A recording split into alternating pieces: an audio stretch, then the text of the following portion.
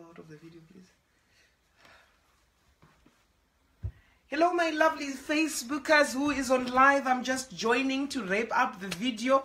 A free Zimbabwe for all, including Ngochanes. Today it's a very, very lovely day. Everyone is happy. Everyone is celebrating a new Zimbabwe for everyone. We can see that we are being joined. Oh my God, who is on live already? I can see I have people who are joining in. Oh, Robert Baylund. Thank you, Robert Baylund, all the way in Sundsvall. We are celebrating a new Zimbabwe. Drinking my Coca-Cola, you know, a new Zimbabwe, which is including everyone. I can see the views are growing. I'm drinking Coca-Cola, people. I miss my wine. Lumumba, where is Lumumba? We want Lumumba on the video. We want his views on Ngochanes. Oh my goodness, I can see people are really joining in. I can see. Oh, Tateiwe. Makoro kotokani wedwe inonzisunga jombo tiende. Toto tenda masoja akati sunungura. No, not kuma prostitutes, SMA sex workers. Please reduce prices for soldiers. Varume ashanda ivawo chingobvisa $3 $4 kuti zviite nani nai kwete maprice amba adhurisira. Oh my goodness, Caroline, Tateiwe, yes, gone. Hello, darling. Finally, God has answered our prayers. That's very true. Finally, a new Zimbabwe. Thank you, Robert Baylund from Sundsvall in Sweden. Ngochane Tadi, Batsi Tempo. How are you, Ngochane? Are you freed in the new Zimbabwe? Is everyone free in the new Zimbabwe? Oh my God, I can see also Christine Derrick says, yes, baby. We are there. Thanks, Tate. You know, I also want, sex workers today to go and give services to the military. Go and let your legs out. Give services. I think it should just go for free. Because masoja arwa hondo, mdara akudubuka. Agemuka as soon as vangoti vachiwenga pawakangoti ndakuya neboys zangu masoja ane power. Oh, free at last. Aye, Tambudzai Kutsira says, aye, Zimbabwe free at last. Ngochane tasunungurwa, amen. T-Bossy, I hope Ngochane zirikusunungurwa Zimbabwe icha. Ndichagire Lumumba, I need to ask Lumumba to say, is he also advocating for Ngochane? We want free Zimbabwe to all. Oh, masoja arwa hondo dia, masoja ngapi wechikapa wedwe. Ngango nonzi waya, fu. Wedwe vango piwot kuma sausage masoja ndokuitira iwo chivedwe masoja ndakarorwa vedwe mazvipodza mazviruza ndingadaenda kukedegedzera ishure. The way Zimbabweans are celebrating, wow, so happy. That's very true. That's how it is. Zimbabwe has been crying for long. Happy New Year, Shua. Oh my God, my husband can finally take me to his country. Makorokoto. Oh, that's good lead than me. And this is what the comment is coming from. Pretty Garakara is laughing. Dead by dead. I'm telling you, people, let's just celebrate a new Zimbabwe. I want every sex worker, if there's a sex worker, be it Ngochane or whoever, come here and go and give a soldier a good service. Blowjob mahara, jese mahara, nasi chete. And I'm no kuduburwa ukoma ure. Mungo tendero Zimbabwe, wedo chero mzimino faranai. And the footy, let wina mvaseka, wakadirwa sugar sweet. Ndodi naimi wedwe ndanzgonzi mgaba akudubuka. Da indiri ku Zimbabwe wedwe nda, mekurorwa. Ekurorwa inokusungirira mabhegi vedwe hanzi kwa chikapu endai munokadabudzirwa nemasoja oye vakachicheudzwa nevasina kuchicheudzwa nhasi munozvipiwa pasi ndoga paya. Please vedwe ndozvandikutaura kaipapa pandichiti vedwe nengochani dziya dzinosinzi tiri kubhadhariswa mari dzakakuridza. Ngochani endai free service. Today Zimbabwe is free, so everything should be free. Especially zvinonaka zvezve. Zvinonaka ngazve zviri free. Zvepakati. Masoja damburai piwa. Nai vedwe ndadzoka ndaita kure. Heavy pakaipa. Mai weka ndrekaini botsaini bomwakokora. Zvinodaenda handisina iyo mwana wandiri kutakura uyu. Ndikadaenda ndatombokada bura kana kaamarula shaiko asi zvakandinyanyira.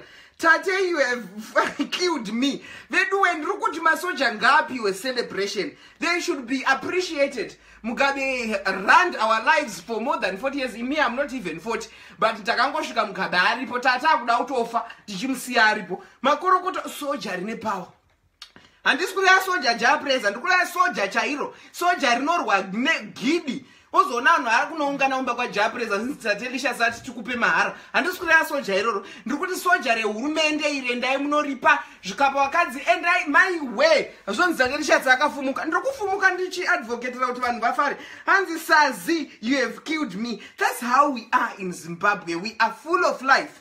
You know, Mugabe anga akatibatirira unoziva tatiri zvikwambo zvezvia zvazvakasungirirwa. But now we have been let out. We have been, you know, celebrating our own sovereignty. I'm just over the top. I cannot use my body because I'm now someone's wife. Yes, I can see the signs everywhere saying, Tatelicious, you are now a married woman. But vasina kurorwa, vane zvikapa zviri free. Please, chingoenda kune musoja waunoziva ungoti tatati, oh, soja ndo zvatiri kukupakuriro izvi. Neither way, Hans Ed Cherry Tendi wants to join in that way.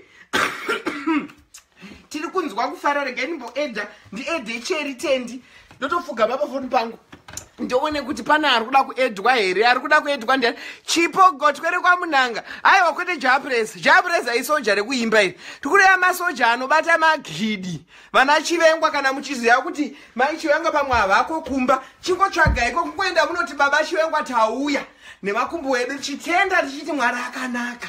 Vasuduruka baba Mugabe. Nai ndo zvatinotoita izvozvo. Ozonzwa munhu achiti Tatelicious haana kukwana. Vedwe kana munhu achitenda ndi munhu anotenda nezvese. Ndiuzirewo naiwe chipo hanzi gote kwa masoja ndaatendwa vakadziwo vechisoja vari single. Unongotsvagawo chimufesi chako chakangonaka pamwe ndi weeknew. Ungoti weeknew chimbondisevhisa, weeknew anosevhisa nemarika, weeknew haanowo zvinozoshandisa zvimwe zvezve. Vana weeknew ndokusevhisa nemari, anongokutowo Mwari pfa vana weeknew vaida. Wongoendawo hako musoja kadzi, masoja kadzi nevamasoja rume abatsira nyika. Tasununguka. Hanzi, you are going home. So are you going home soon? Kumba ndiri kuenda zvangu, but handisi kuziva kuti Ngochane dzasunungurwa here. Because ndogona kusvika yoita bereka sabutene. Ndoda kumbotanga ndabvunza kuti ari kuuya muchandiani. And ndoda kuzivawo kuti vana Lumumba vari kumirira Ngochane here nanapatsoni dzamarava. Because muri kungoti New Zimbabwe. Isusu vacho New Zimbabwe tinoda kubvunzwawo kuti neNgochane dzirimo here muNew Zimbabwe. Hanzi weeknew futi. Weeknew haservice nebody. Weeknew ndo kusevhisa nemari. Saka masoja kadzi endai kuna weeknew mongonoti dead tarwira nyika. Anditi hanzi weeknew futi, weeknew aida musanganoka. Asi hatichazive because vana weeknew vanogona kungochinja status. Anochinja status zvemusangano izvi mangwana munhu unotomona kune imwe party. Vasingachinje status ndaana Grace Mugabe vekuti vanenge vachiti herere. Azaina sungiwa mvati Tatelicious wandisipaga lo tate wandipedza. Today is a new day in Zimbabwe. My way can. Papa dai ndamboconnecta kana music ndambotamba dzechimurenga. Pana ari kuda kuedwa kani. Hanzi bring them on the camera. Ndanchida masoja mira nimboedha memory uri kupiko memory chaperuka invitation memo timbonzwa my way. Papa dai ndichiri single. Ndangoti musoja iwe. Yowe, soja iwe. Yowe, vedwe ndiani esimemo. Cause unabva delete video. Nanda kuedha kana imemo. Nai vedwe, hanzi Lumumba won't agree cause naye vedwe inanzi nakuti Lumumba Ngochane muchandosungisa. Lumumba takamuona paakabuda nezvinhu zvake zvazvine mvere paya. Achikwesha munhukazi. Makunditi Lumumba ndezvekupi Lumumba hazi Ngochane musamunyepere. Tiri kungoti Lumumba ngauya atimiriro isi Ngochane. Lumumba toziva kuti unokwesha nhwa dzevakadzi. Handina kumuona ari ngoti imi musandinyeperei imi. Ndakamuona ane rukuvhuterwa rwakazara bvudzi panapa zvinhu zvakangoti nyenyenyenyenyenyenye. Aine munhukadzi. Kwete munhurume musanyepere Lulu. Lulu ndiwe akadzi. Naivedwe ndiani kwarapa uya ruda kuedwa. Hanzi tate. Thanks, Tate. You go kill me now.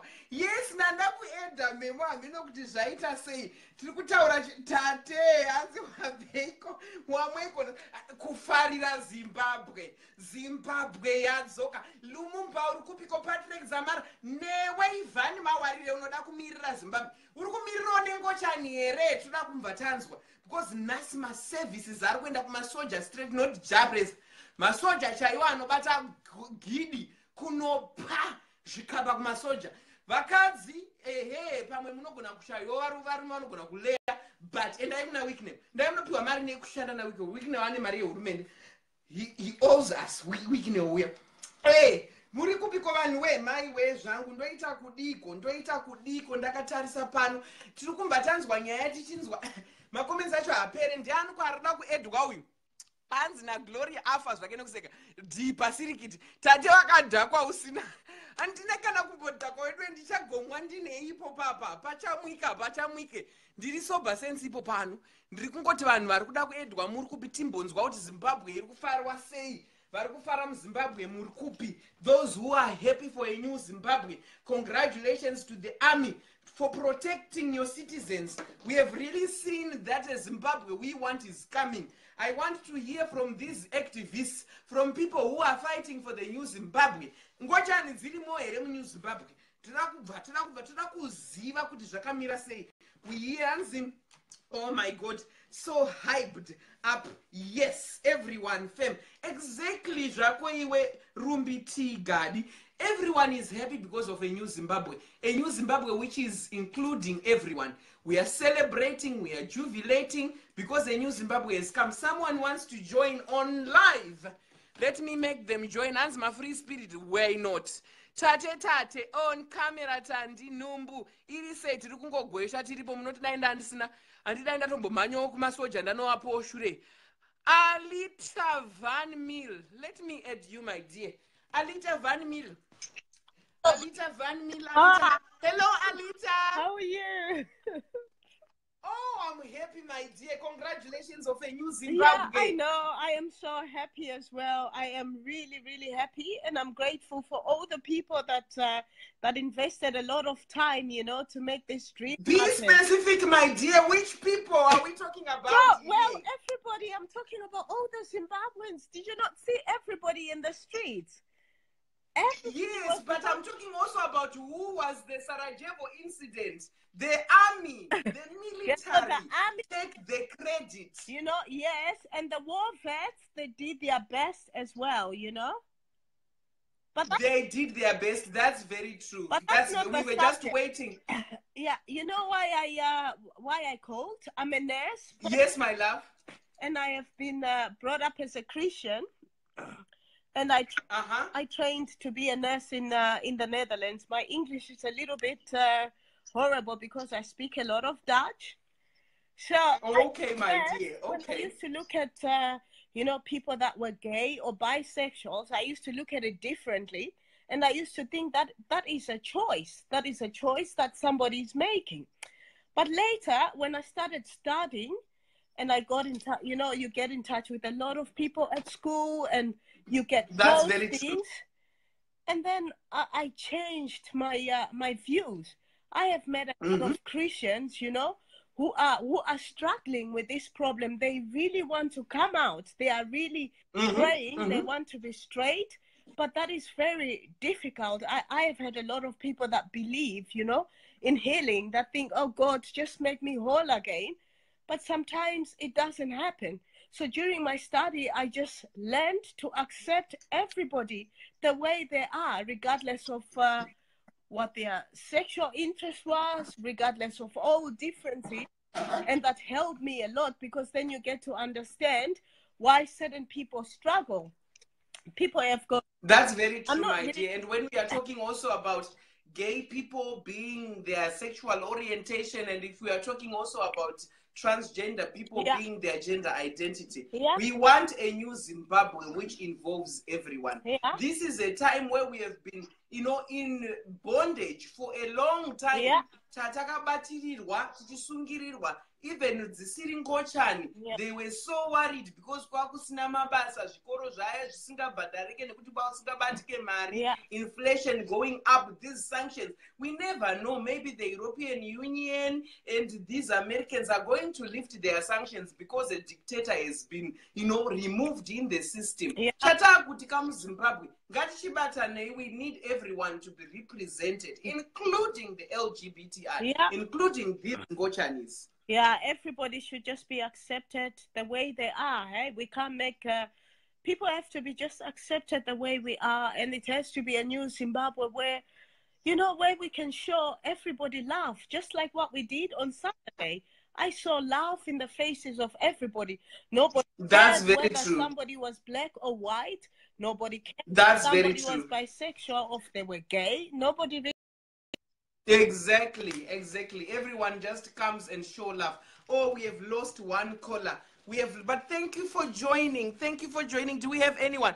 Oh, Alita, thank you for being awakened. That's very true. Alita, thank you for joining the platform, my dear. Wakanti Koshera Mufunge, I love you so much, and it has been a great pleasure. You know, hearing what you have to say. It's all about love. It's not about kuti unorara nani kumba chi. And ndanchiudzwa senderwa message ndamuhure wovamwe ava. Hans Tatelicious ndatonanga ku-KG 6 izvozvo kune vanhu vandiri kutonopa service. Thank you so much. Ati ndisataure zita rake. It's a message which came through. Very proud muhuri. Ndakati yes, go and celebrate. Endai munovapa zvikapa masoja. Muti masoja tinokutendai nekuti makaita kuti chimurenga chiche chekuti vamugabe vabve. That's what we are just celebrating. A lot of people have been speculating takamboti ningi ndo hero edu, ningi ndo hero. We really wanted a true hero to spark the controversy, and sure the military did its best to say no, Zimbabweans were no longer safe if this politics drama are doing. Mangwana ningafaiwa, you know, tomorrow, and it was not a party, it was now like a circus. So thank you so much, military, for bringing in, helping everybody. And I really want to say, in terms of these issues, the LGBTI Ngochane issues, Zimbabwe, we have traveled. Vanhu vazhinji, they have gone to South Africa, but padhuze South Africa pekuti unotoona kuti ningi Ngochane takazviona kuJonizvi. Now let's embrace each other. Kwatiri kumba ikoko. Let's embrace in the new Zimbabwe. I really want also to add people vari kutenda vanhu. Muri kupiko veduwe vari kutenda masoja. And anchida kumbojoinwa nemaactivist vanga vachirwira Zimbabwe. I really wanted to ask vanana Ivani Mawarire ivo vaya, vanana Lumumba, vanana Patson, everyone who has been very vocal about these issues, to say, Ngochane zirimo here mu Zimbabwe. Because I don't want to be told to be private, because heterosexuals are falling in love, not private. Vari kukisana vari mumapaki vachikisana muya maHarare Gardens. Ko isusu tikaudzoti Ngochane zokisana zviri sei, ndopaunonzwa wakunzi anointing oil. Anointing oil yakadii kubvisa Mugabe. Kada dai anointing oil ichishanda iyoyo yakadii kuva. Anditi zvombo zvana Chirengwa vakamira nemasvada avo makuru vakati Zimbabwe yakuda kudzoka. Kwete zvekuti anditaura hangu mazita emapasita, ndiri kutuka vanhu vanoenda kumachechi akasiyana siyana, but ndiri kuti anointing oil yaivepi vaMugabe vachitishungurudza. And ndo magida zouya ekuti chichi. We just want people to say, let's celebrate each other. Machechi musarambe muchitiparadza kani. Machechi, they vanotiparadza vanhu vana machechi vavo. Anointing oil. Unozoda maidi kunoimwa pa State House paya vaMugabe vakashunuka vakachangamuka kare vakabva. Anditi kuda kwedu varume vemauto nevakadzi vemauto vane mazama akachangamuka vakanotibvisira kuti aiwa yakwana nguva sudurukai. So ladies and gentlemen, I am so happy today celebrating. Oh, I've received another comment here, a very big one. It's from Memory. Tate, I cannot condone prostitution. There are many reasons why people are up doing that. All I can say is please encourage this and that businesses to use protection. As a Christian, I'm called, to lower. Let me just read more about this, my dear. As a Christian, I'm called to be as Christ loved. Please encourage them to use protection. That's very true. Thank you so much, Memo. Mahure muri kunzishandisa makondomu. Vakadzi vana Memo vakadzi vakarorwa nevarume vari mudzimba hanzi matipfidzisa nema-STIs. Saka potaiwo muchimbopawo mapepa senge nhasi. It's free services in Zimbabwe. Ndatoudzwa nema-sex workers mazhinji ari kundi hanzi chakachaya. Free services kumasoja. Masoja chete, vanhu musazobe mainfo memasoja kamuchitinyepera kuti masoja. So it's use protection. Thank you so much, Memo, for that. We really love you guys. I have to go now, but thank you so much for joining in the program. I'm so happy. Congratulations, Zimbabwe. Tatora Zimbabwe yedu. Iweneni tatone basa izvozvi rekuchiumba papaka Kongo marirwa napresident Mugabe vachiri president zvavo handiti munhu kichero akaita president anongoramba achizoadreswa achinzi president chakati vabva president Mugabe tane vatsvo vari kuuya handiti vatsva vanouya tiri kuti kwavari please involve everyone. Don't let these churches destroy people. Churches dzatiparadzira vanhu unonzwa Ngochane dzaakutaurwa mumachechi imomo asi toti anointing oil yamuri kuda kuti Ngochane ishandise makadii kuishandisira mudhara ani muri kuzviona. So ini pangu Tatelicious ndasakura ndazunza. I love you so much and makandikoshera mufunge.